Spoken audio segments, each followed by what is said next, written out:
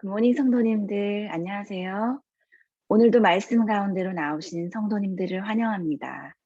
오늘 본문 출애굽기 28장 15절에서 30절의 말씀을 봉독하겠습니다. 너는 판결 흉패를 애봇 짜는 방법으로 금실과 청색 자식 홍색 실과 가늘게 꼰 배실로 정교하게 짜서 만들되 길이와 너비가 한 뼘씩 두 겹으로 네모 반듯하게 하고 그것이 네 줄로 보석을 물리되 첫 줄은 홍보석, 황옥, 녹주옥이요. 둘째 줄은 석류석, 남보석, 홍만호요. 셋째 줄은 호박, 백만호, 자수정이요. 넷째 줄은 녹보석, 호만호, 벽옥으로 다 금태에 물릴지니 이 보석들은 이스라엘 아들들의 이름대로 12이라. 보석마다 12지파의 한 이름씩 도장을 새기는 법으로 새기고 순금으로 노끈을 따은 사슬을 흉패 위에 붙이고 또 금고리 둘을 만들어 흉패 위 곧 흉패 두 끝에 그 고리를 달고 따은 두 금사슬로 흉패 두 끝 두 고리에 꿰어 매고 두 따은 사슬의 다른 두 끝을 에봇 앞 두 어깨 바지의 금태에 매고 또 금고리 둘을 만들어 흉패 아래 양쪽 안쪽 곧 에봇에 닿은 곳에 달고 또 금고리 둘을 만들어 에봇 앞 두 어깨 바지 아래 매는 자리 가까운 쪽 곧 정교하게 짠 띠 위쪽에 달고 청색 끈으로 흉패 고리와 에봇 고리에 꿰어 흉패로 정교하게 짠 에봇 띠 위에 붙여 떨어지지 않게 하라. 아론이 성소에 들어갈 때는 이스라엘 아들들의 이름을 기록한 이 판결 흉패를 가슴에 붙여 여호와 앞에 영원한 기념을 삼을 것입니다. 너는 우림과 둠림을 판결 흉패 안에 넣어 아론이 여호와 앞에 들어갈 때에 그의 가슴에 붙이게 하라.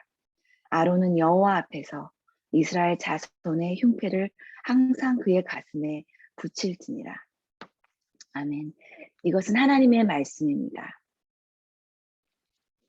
아론과 그 아들들이 이스라엘 백성들 가운데서 제사장의 가문으로 선택된 것은 하나님의 절대적인 주권 가운데서 이루어진 일이라는 것을 알 수 있습니다. 하나님께서 은혜로 이스라엘 백성들을 그의 백성으로 택하여 주시고 그 택함 받은 이스라엘 백성 가운데서도 아론의 가문을 제사장의 본분을 수행하기 위해서 다시 한 번 더 택하여 주셨다는 것을 보게 됩니다. 그리고 이 제사장의 직무를 행함에 있어서 그에 합한 예복을 또한 친히 고안해 주셨다는 것을 알 수 있습니다.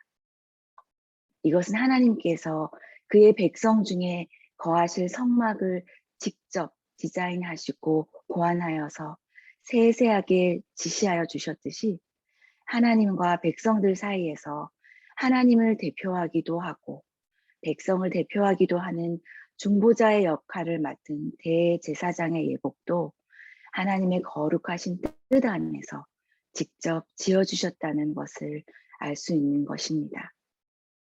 그 옷의 정교한 장식 하나하나에도 하나님의 특별한 뜻이 새겨져 있는 백성들을 향한 그 귀한 메시지가 담겨져 있는 옷인 것을 알게 됩니다. 오늘 본문은 그 예복 중에서도 특별히 판결 흉패를 갖추어 입는 법을 상세하게 말씀하고 있습니다. 흉패라는 것은 가슴에 차는 넓은 띠와 같은 것인데 아론은 여호와 앞에서 이스라엘 자손의 이 흉패를 항상 그 가슴에 붙이고 있어야 했습니다. 크기는 가로 세로 길이가 한 뼘씩 네모 반듯하게 두 겹으로 만들고 에봇을 만드는 같은 방식으로 금색, 청색, 자색, 홍색 또 가늘게 꼰 배실로 정교하게 짜서 만들어서 그 위에 네 줄로 12개의 보석을 달게 됩니다. 이 12개의 보석은 이스라엘의 아들들의 이름대로 이스라엘 12지파를 상징하는데 유다, 이사갈, 스불론, 루벤, 시므온, 갓, 에브라임, 므낫세, 베냐민, 단, 아셀, 납달리에 이르는 모든 12지파의 이름을 도장으로 새기듯 새겨 올려지게 되는 것입니다. 하나님이 예정하셔서 제일 먼저 백성 삼으신 이스라엘 백성, 그 12지파의 이름이 유다로부터 납달리에 이르기까지 흉패에 올라가 있다는 것은 하나님이 그들을 영원히 가슴에 품으시고 영원히 기억하겠다 하시는 그런 의미입니다. 우리도 간절함을 표현할 때 가슴에 손을 얹게 되고, 중요한 말을 할 때도 가슴에 손을 얹어 맹세한다는 표현을 쓰기도 합니다. 뜨거운 사랑의 마음도 가슴에서 흘러나오는 것처럼 이스라엘의 아들들의 이름들을 에봇의 흉패 위에, 보석 위에 새겨 올린 것은 그들을 향한 하나님의 사랑이 하나님의 마음 깊은 곳에 자리하고 있다는 그런 의미가 될 것입니다. 또한 이 흉패는 제사장의 옷 중에서 옷의 기능보다는 장식에 해당하는 부분일 수 있는데, 이것을 여러 겹의 속옷과 겉옷의 맨 위에 덧입는다 하는 것은 이 흉패가 옷으로서의 기능보다는 예복에 있어서 활용 점정과 같은 중요한 의미를 감당한다고 볼 수 있습니다. 그 중요한 의미 중에 하나는 12지파를 12보석으로 올려 달았다는 것입니다. 흔하게 구할 수 있는 재료가 아닌 그 시대에 구할 수 있는 가장 귀한 보석으로 일일이 구별하여 각 지파를 상징하게 했다는 것입니다. 12가지 보석을 구하기도 힘들었겠지만 그것을 한데 모아 가슴의 중앙에 올려 달았다는 것은 아름다움의 절정을 표현하기 위한 것입니다. 하나님께서 이 12지파가 얼마나 아름답고 존귀한 존재인지를 표현하여 주시는 그런 모습입니다. 사실 하나님의 백성들은 이 보석들보다 더 귀한 존재이지만 사람이 구할 수 있는 것 중에 가장 귀한 것으로 표현할 수밖에 없는 그 한계로 인하여서 하나님은 이 보석들로 너희는 나의 가장 존귀한 백성들이다 하고 그 소중함을 말하고 있는 것입니다. 또한 이 제사장은 이 흉패를 하나님 앞에 나아갈 때 항상 착용해야 한다는 것이었습니다. 항상이라 하는 것은 백성들 또한 하나님의 사랑을 항상 기억하며 하나님의 지혜와 뜻을 구하고 의지하며 살아야 한다는 것을 양면적으로 동시에 보여주는 것입니다. 우리가 항상 하나님의 목전에 있음을 기억하면서 하나님의 사랑에 응답하는 삶을 살아야 할 그런 고귀한 의무가 있다는 것을 깨우쳐 주시는 것입니다. 백성을 대표하여 하나님 앞에 나아가는 제사장으로부터 모든 백성에 이르기까지 가슴에 새겨주신 하나님의 심장을 느끼며 끊임없이 감사함으로 나아가야 한다는 그런 뜻을 내포하고 있는 것입니다. 제사장들은 책임과 또 사랑을 가지고 백성들을 하나님 앞에 이끌고 나아가면서 우리의 대제사장이 되시며 우리 성도들을 사랑으로 늘 인도하시고 감싸주시는 그런 그리스도의 모습을 예표하는 제사장이라는 것을 알 수 있습니다. 이 흉패만 보더라도 정교하고 세세한 하나님의 인도하심이 있으셨는데, 예복에 대한 지시사항들이 단순히 예복을 위해 몸에 두르는 옷에 대해 말씀하시는 것이 아니라 이 옷을 통해 하나님과 이스라엘 백성의 사이에 끊을 수 없는 세세한 관계가 있음을, 특별하신 관계가 있음을 말씀하시고 계시는 것입니다. 옷이라 하는 것은 사실 하나님께서 처음 주신 것입니다. 옷이라는 말은 덮다, 가리다라는 그 동사에서 유래가 되었는데, 하나님께 범죄한 아담과 하와에게 처음 가죽옷을 입혀주심으로 그들의 부끄러움을 덮어주셨다는 것을 알고 있습니다. 처음 옷으로는 하나님의 긍휼하심으로 인간의 허물을 가리워 주시기 위해 입히셨지만 하나님에 의해 거룩하게 구별된 제사장은 그 복장에서부터 하나님의 영광을 드러내야 하기에 하나님을 이 세상을 아름답게 창조하신 그 하나님을 택하신 제사장 역시 아름다운 복장으로 그 영광을 나타낼 수 있게 지어 입히셨습니다. 또한 하나님의 섭리에 따라 선택된 대사장, 제사장의 가문이라 할지라도 하나님 앞에 설 때마다 하나님의 은혜 가운데 주신 정결한 예복으로 하나님 앞에 예를 갖추어야 한다는 것도 깨닫게 명심하게 하시는 것입니다. 이 흉패는 또한 판결 흉패라고도 하는데 그것은 이 흉패 안에 우림과 둠밈이라는 판결 도구를 지니고 있기 때문입니다. 우림은 히브리어로 빛이라는 뜻이고 둠밈은 히브리어로 완전함을 뜻합니다. 하나님의 빛과 완전함으로 판결한다라는 의미가 되기도 하지만 우림과 둠밈의 그 알파벳이 히브리어의 첫 글자와 마지막 글자로 시작하기에 하나님 자신을 처음과 나중, 시작과 끝, 알파와 오메가라고 계시하신 사실과 관련해 연관성을 지니고 있다라고 볼 수 있습니다. 처음과 나중, 시작과 끝, 알파와 오메가 되신 하나님은 이 세상에 빛을 주신 창조주 하나님이시고 또 이 세상을 완전하게 만드신 분이시기에 하나님의 뜻과 결정은 우리의 지혜를 능가하고도 남을 것이 있음을 압니다.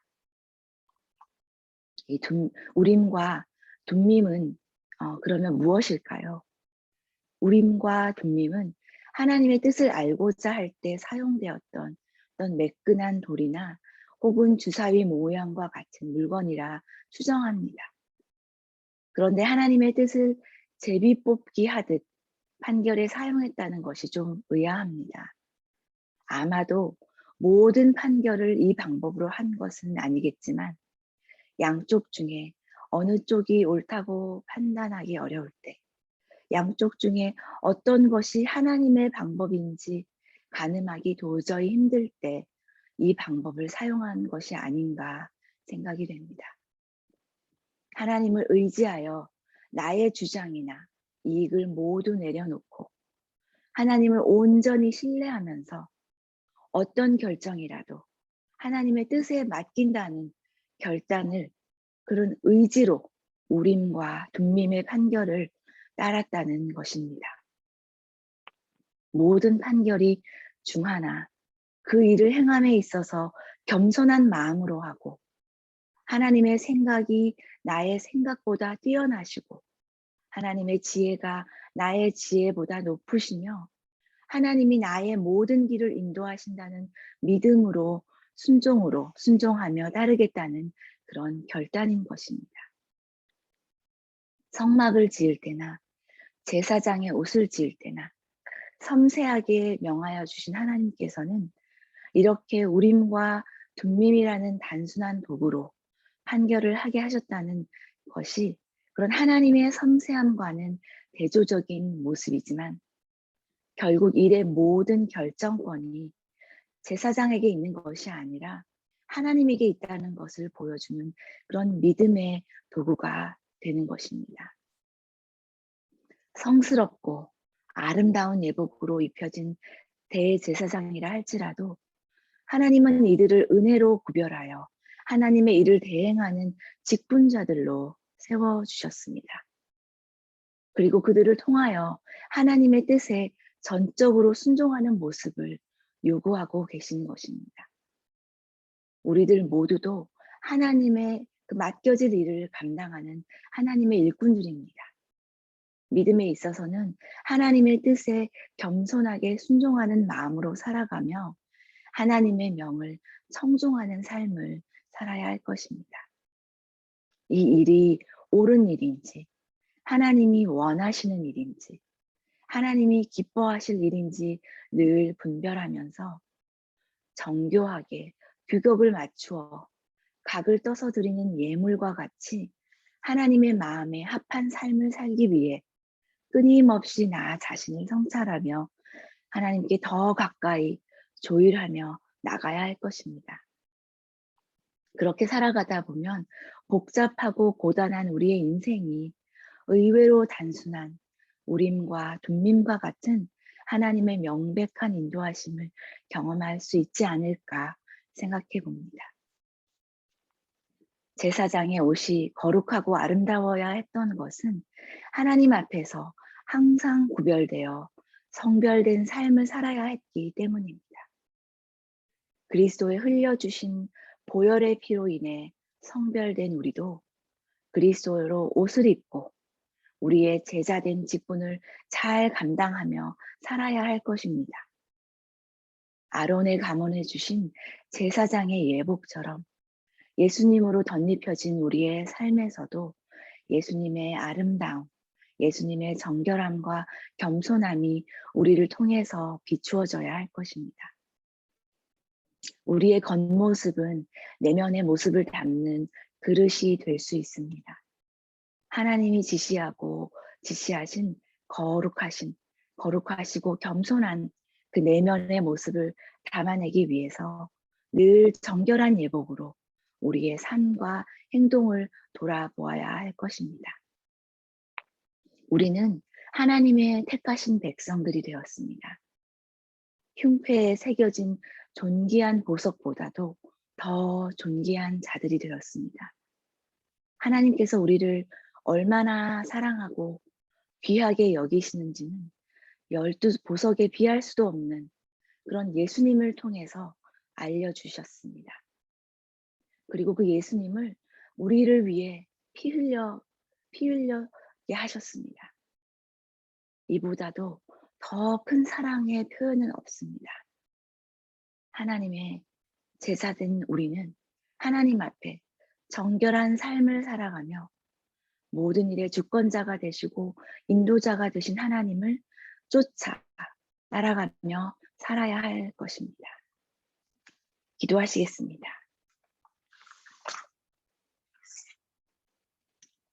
사랑의 하나님, 우리를 향하신 하나님의 사랑은 측량할 수 없습니다.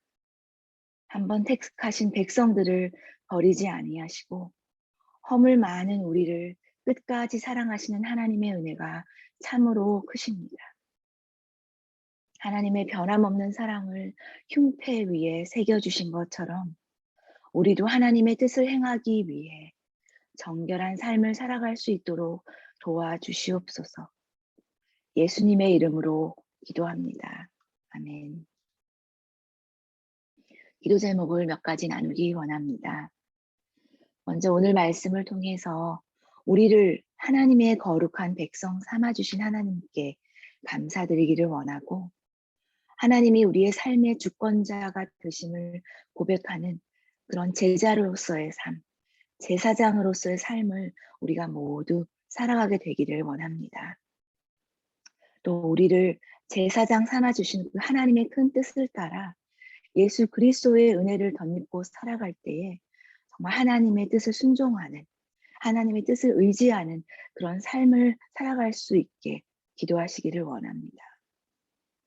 두 번째로, 무엇보다도 어려움 가운데 있는 성도님들을 위해 중보하기 원합니다. 항암 치료를 받기 위해서 계속해서 입원 중에 계신 김하철 목사님을 위해 특별히 기도해 주시기를 원하는데, 항암 치료 전에 기력을 회복하는 일이 중요합니다. 여러 방법 중에서 가장 좋은 방법으로 시술을 받으셔서 좀 더 강건해진 모습으로 치료를 잘 감당할 수 있도록 간절하게 기도해 주시기를 바랍니다. 회복 중에 있는 은송이 아기와 또 찰스 타마스 성도님과 또 많은 또 병중에 계신 부모님들을 위해서 중보하는 그 기도 가운데 함께 한 마음으로 중보하여 주시기를 원합니다. 또한 교회에 현장 예배가 진행되고 있습니다. 이번 주에는 청년부가 또 그 현장 예배가 진행되게 됩니다. 모든 부서의 예배와 활동이 완전히 재개될 때까지 하나님께서 안전으로 지켜주시고 또 우리의 믿음이 예배에 나아갈 때마다 더욱더 뜨겁게 회복될 수 있도록 기도해 주시기 바랍니다. 다 함께 기도하시고 일상으로 나아가시겠습니다. 기도하시겠습니다.